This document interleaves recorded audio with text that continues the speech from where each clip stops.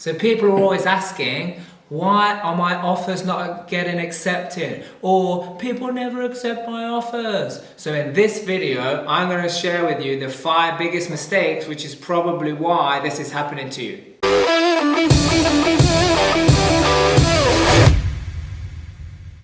So here's the 5 mistakes. So the first one is, when you're putting your offers in or you're communicating with either the vendor, direct to vendor, or the agent, you sound like everybody else. Now, if you are a property investor or you've been to any training where they say be a property investor or say you're a property investor, then as soon as you say those words, automatically you sound like everybody else because everybody else says I'm a property investor. And they also make these mistakes as well. So the first one is you sound like everyone else. The second one is you are not yourself either.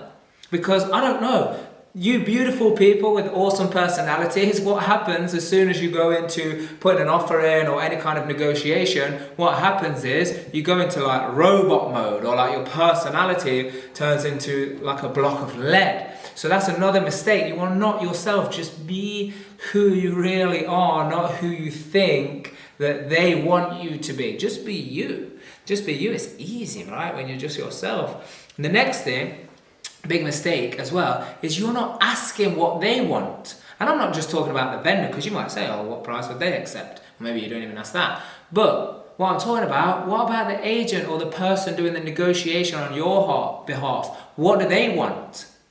What do they want? Are they looking to make money, commission? Are they selling the houses? They're looking to rent the houses? What is it that they want? You truly got to hook in. There's a big mistake when you don't find out what they want. Next thing is, here, this is a killer one. This is not just in property investment, many industries that we do coaching and training and consultancy in.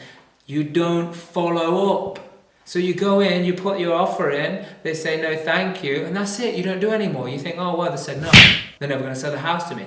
I promise you, some of the best deals you will ever get are the ones where you follow up. Why? Because when people bring their house to the market, they're not going to take the lowest price straight away. Sometimes they do because they've been forced to bring it to the market. But as time goes on, when you follow up and you stay in touch, then you'll see that they actually are now like, well, I found my house, or it's costing me more money. You know, any grace period of any council tax or anything that they may have had is now kicked in, or it's just causing them more issues. It's just getting worse, so it's depreciating even further. So then at that point they're going to sell. But here's the mistake is you don't follow up, so you don't even know any of this stuff. Most of our awesome great deals, they come and we get the offer accepted 6 months after. These are how we're getting awesome deals, being able to get all of our money back out, massive passive income from this type of strategy. And then the other thing is, I don't know why this is, but you only care for yourself.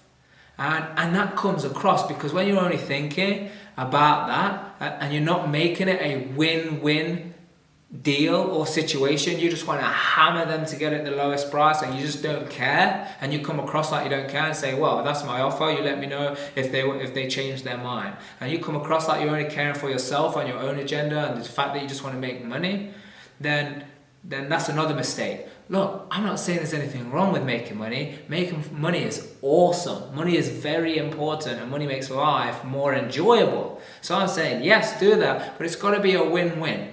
And all I'm saying is, don't make the mistake of only coming across like you care for yourself. So look, you just make sure you don't do some of these things, and you will have a lot better chance of making an offer. But we do have other videos on how to put these offers in, so subscribe to our YouTube channel and you'll be able to find more there.